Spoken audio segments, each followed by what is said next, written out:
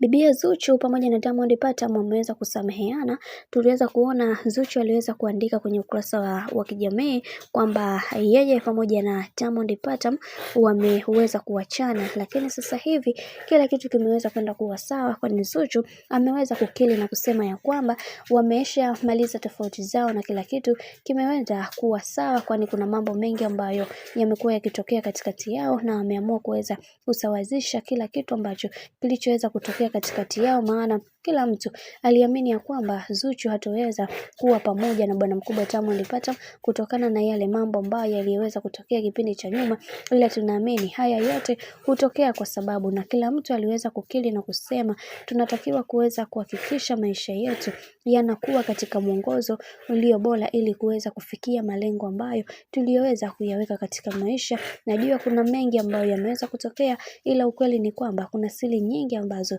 zipo na kila mtu anatamani sana kuweza kuhakikisha kila kitu kinakuwa katika misingi na mikakati iliyo bora. Hivyo wanandoa hawa wameweza kusameheana na kila kitu kimekwenda kuwa sawa, lakini bado kuna watu ambao waliweza kuzungumza na kusema ya kwamba kwa hiki ambacho alichoweza kukifanya wanahitajika kuweza kufunga ndoa kwa mara nyingine tena. Sasa sijajua wataweza kufanya hivyo ama itakuwa vipi, maana hayo ndiyo maoni